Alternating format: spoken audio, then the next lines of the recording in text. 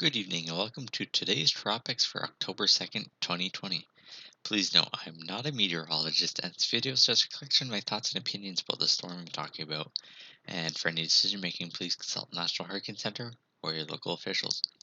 So today I'm looking at just very recently upgraded tropical storm Gamma. It's been recent. It got designated so recently that you aren't seeing any kind of new stuff like this. But at the 8 p.m. Intermediate advisory, it is Tropical Storm Gamma, and that is because the recon mission that is inside the storm. Looking at the storm at the moment, you can see that its actual structure is pretty good. You can see a couple bands trying to get into the center here, but you can see it doesn't really have a very well-defined central convection at the moment, and it's a relatively broad storm. You can see even the convection just all over the place, so it is a large storm, and that's because of the high relative humidity and the upper divergence as a result of the uh, cold front coming into the region and troughing. You can see the very intense convection. That's because of very warm water, very deep warm water. So that is allowing for very deep convection. But as you can see, again, it's not really concentrated towards the middle. So that's going to be a hindrance to the storm while the conditions still are favorable. So that is probably going to rule out very rapid intensification unless it rapidly builds some kind of core, and it won't have a lot of time. So luckily that should keep the lid on it from becoming a very strong storm. Looking at the water vapor imagery, you can see that there is a relatively favorable environment at the moment. There's some upper ridging as a result of that trough that's or digging down into the Gulf of Mexico, and so you're seeing that anticyclonic flow aloft, and that is benefiting Gamma right now because that outflow is pretty healthy, and it is allowing it to be relatively over the center. And obviously, with all this convection, there is no problem with dry air at the moment. So this will allow it to continue to organize before it starts getting closer to the coast of the Yucatan Peninsula. And by then, it'll probably run out of time. As around that time, it's going to start getting more to the northwestern part of this trough, and it's going to start hitting that northwesterly shear or southwesterly shear, and that is going to obviously hurt the storm. And at the same time, it's going to interact with a lot of dry air that's behind the front, and that will probably put a stop to much of any intensification.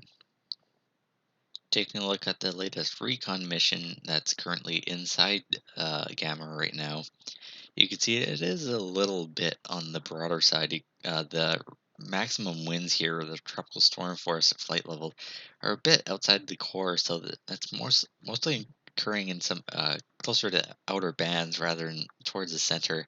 And as a result, it's going to have a hard time trying to rapidly intensify, and this probably will be slow to concentrate if it does at all, just because of the sheer amount of convection there's around here. And so, if you have the tons of convection everywhere, but you're not really concentrating it in one place, it's not going to become less broad. So it is going to intensify probably slowly as the environment is favorable at the moment, but it has to organize more to try to more rapidly intensify than it is, and it doesn't seem that it'll be able to do that given the lack of time and again the just very broad nature of the convection in the area. The minimum pressure is a little lower than it was expected to be. It looks like around 999 millibars, so it is a bit more, a bit deeper than expected, but not a whole lot. We'll have to see if it means that it is a little stronger into the coast. We'll definitely have to see about that. Now, Gamma looks like it'll have the rest of today, tomorrow, and probably a little bit of Sunday to get its act together before it starts running into quite a few different conditions that'll be unfavorable for the storm. First of all, it's going to likely hit land on Sunday morning, and obviously that tends to slow intensification, or pretty much weaken storms actually.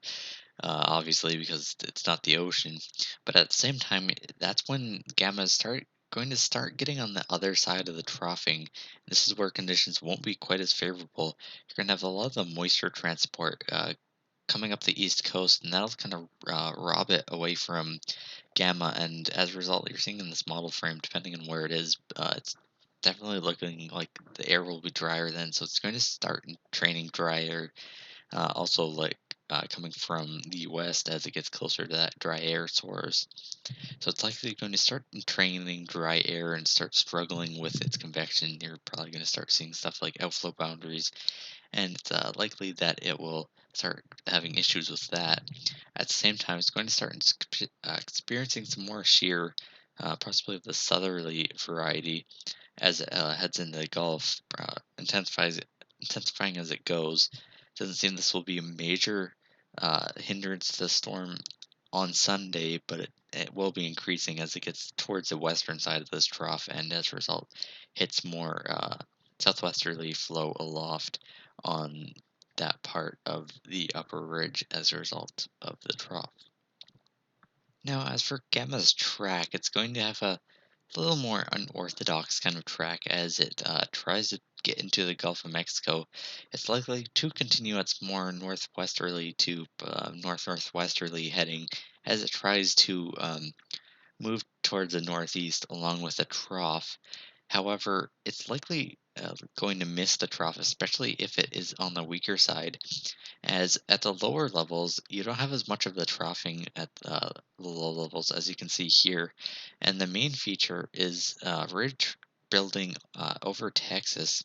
And what this is going to do is it is going to put some more northeasterly flow into the Gulf of Mexico, and that will conflict against the more northerly flow along the western end of this subtropical ridge.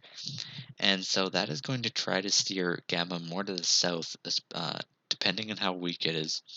So that will mean it'll probably have a pretty sharp turn to the left and start moving more west, or even more to the west southwest.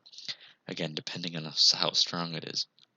Looking at the official National Hurricane Center forecast for gamma, you can see it's tracked a bit west of the forecast.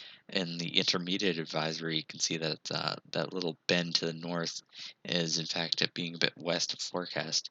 And you can see that it does travel in that direction before eventually it gets caught by that ridging and probably moves more westerly. So that is forecast, and it's likely to get a little stronger before conditions worsen for the storm.